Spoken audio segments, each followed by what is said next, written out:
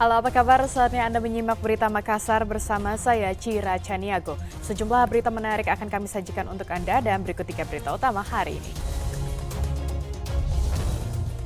Pemuda di Kabupaten Goa diringkus polisi karena diduga mencabuli 5 orang anak laki-laki. Dinilai tidak netral di pilkada, ratusan orang mengepung kantor Bupati Pinrang untuk mendesak Ahmadi Akil mundur dari jabatannya. Penuh warna dan meriah, puluhan kapal nelayan mengikuti pawai di perairan Kabupaten Pinrang.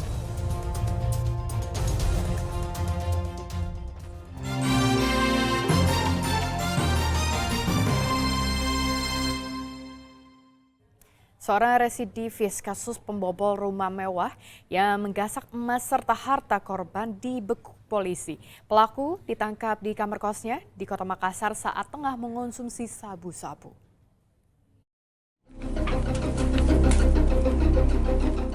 Tim gabungan dari Unit Resmo Polda Sulawesi Selatan bersama Reskrim Polsek Buntu Maranu menggerebek sebuah kamar kos milik residivis kasus pencurian Kamaludin di Jalan Tugu, Kecamatan Talu, Kota Makassar, Jumat malam.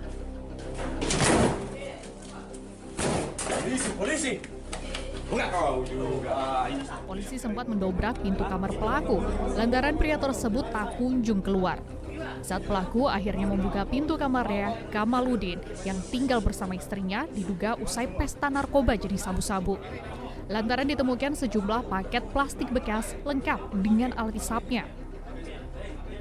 Setelah digeledah, polisi akhirnya mendapati beberapa perhiasan emas berupa gelang, cincin, serta ponsel yang diduga merupakan barang hasil curiannya. Tak dapat mengelak, pelaku beserta barang bukti langsung digelandang ke Polres Goa. Modus pelaku mencuri dengan menyasar rumah mewah yang ditinggal pemiliknya dengan merusak pintu rumah di kawasan Kecamatan Buntu Maranu, Kabupaten Goa. Pelaku lalu menggasak sejumlah barang berharga berupa emas dan barang elektronik.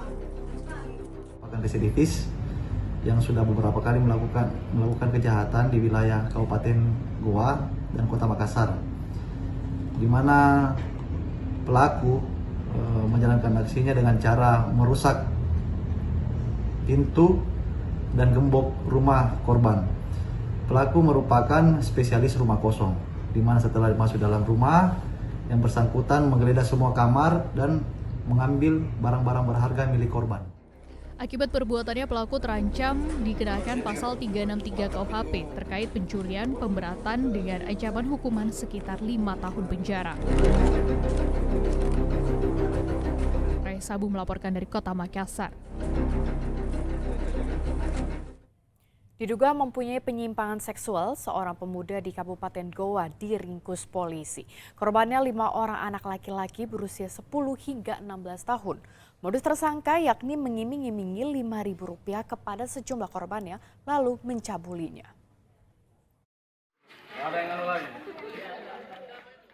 AI, 32 tahun, diringkus aparat kepolisian di salah satu masjid di Kecamatan Palangga, Kabupaten Goa, Senin lalu. Penangkapan itu setelah polisi menerima laporan dari para orang tua korban terkait penyimpangan seksual tersangka. Pelaku hanya bisa pasrah saat polisi menggelandangnya ke mobil untuk selanjutnya diperiksa di Mako Polres Goa. Pria beristri ini diketahui mencabuli dan menyodomi 5 anak di bawah umur. Dari hasil pemeriksaan polisi, sejak 19 Juli 2024, tersangka telah berbuat tak senonoh di semak-semak di rumah korban dan rumah pelaku. Para korbannya adalah anak-anak lelaki berusia 10 hingga 16 tahun yang diiming-iming uang sebesar Rp5.000. Pengungkapan ini bermula dari laporan salah satu orang tua korban yang mendatangi Mapolres Goa setelah anaknya mengakui disodomi pada 19 Juli 2024 lalu. Polisi lalu melakukan penyelidikan hingga menangkap AI, seorang marbot masjid.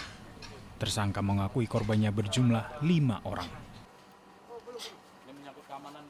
Di mana pelaku diduga telah melakukan perbuatan cabul kepada sejumlah anak di bawah umur, ya, yang baru kita bisa identifikasi dan baru kita bisa dapatkan informasinya baik dari pengakuan tersangka maupun pengakuan korban.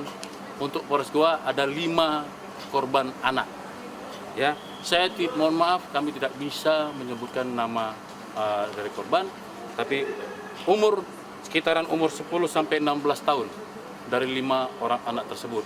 Kemudian ada juga TKP di luar dari Kabupaten Goa, yaitu Makassar, dan tidak menutup kemungkinan masih ada TKP-TKP lain yang sedang kita dalami, yang sedang kita kumpulkan alat buktinya, dan kami akan koordinasi dengan Polresta Bes Makassar untuk proses penyelidikan lebih lanjut dan penyidikan lebih lanjut tentang perbuatan dari pelaku.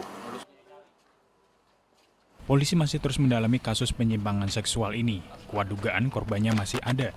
Bahkan tersangka juga diduga mencabuli sejumlah anak di kota Makassar. Tersangka akan dijerat pasal tentang perlindungan anak dengan ancaman kurungan 15 tahun penjara. Andi Muhammad Sardi melaporkan dari Kabupaten Goa. Dalam 5 hari melakukan operasi Patuh 2024, jajaran Satuan Lalu Lintas Polres Bulukumba menemukan ratusan pelanggar lalu lintas yang terjaring melalui tilang elektronik. Umumnya para pelanggar ini berkendara tidak menggunakan helm, pengendara di bawah umur, dan berboncengan lebih dari 2 orang. Satuan Lalu Lintas Polres Bulukumba hingga akhir pekan lalu menemukan 232 pelanggar lalu lintas yang terjaring dalam operasi Patuh 2024. 205 pelanggar lalu lintas terjaring menggunakan tilang elektronik dengan menggunakan ponsel pintar dan 27 pelanggar ditilang secara manual. Para pengemudi kendaraan yang ditilang menggunakan ponsel pintar seperti pengendara di bawah umur, pengendara yang berboncengan 3 dan tidak menggunakan helm. Sementara tilang yang langsung atau manual biasanya dilakukan pada pengendara yang melawan arus dan pengendara yang membawa muatan melebihi kapasitas sehingga dikhawatirkan bisa menyebabkan kecelakaan lalu lintas.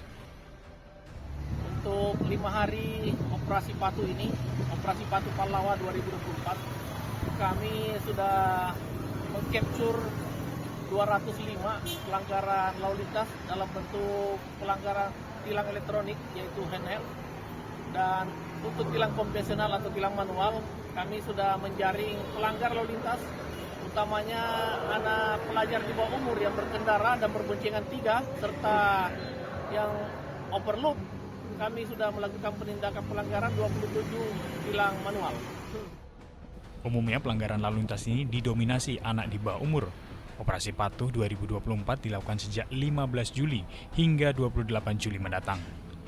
Operasi Patuh ini bertujuan untuk menekan angka kecelakaan lalu lintas di jalan.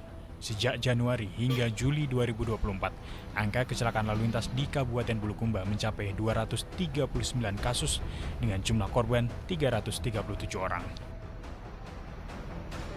Andi Muhammad Sardi melaporkan dari Kabupaten Bulukumba.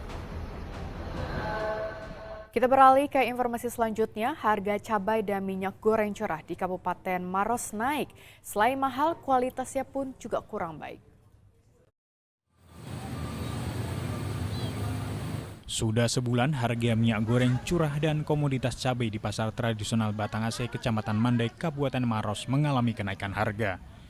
Tidak hanya mahal, namun pasokan berbagai jenis cabai dan minyak goreng curah di pasaran mulai menipis dan kualitasnya menurun.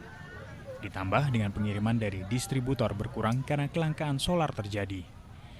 Untuk minyak goreng curah saat ini dijual dengan harga Rp16.500 per kilogram, sebelumnya Rp14.000 per kilogram.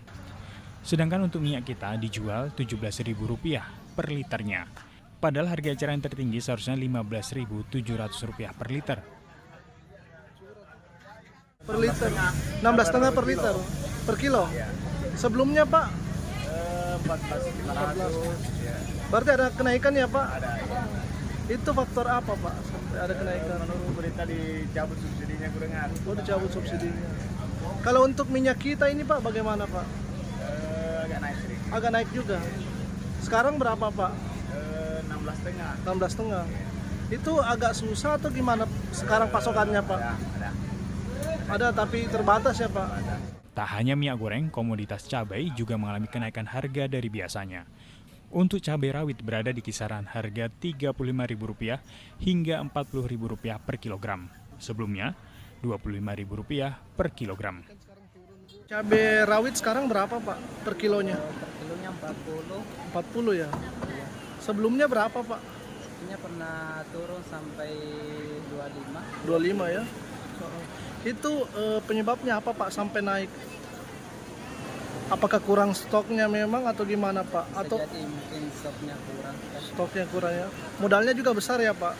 ya, Modalnya juga besar ya? modalnya juga lumayan besar. Sementara cabai keriting Rp35.000 per kilogramnya. Padahal harga sebelumnya hanya Rp30.000. Sedangkan cabai besar masih normal di kisaran Rp30.000 per kilogramnya. Tingginya harga minyak goreng curah dan komoditas cabai membuat pedagang mengalami penurunan omset dari biasanya.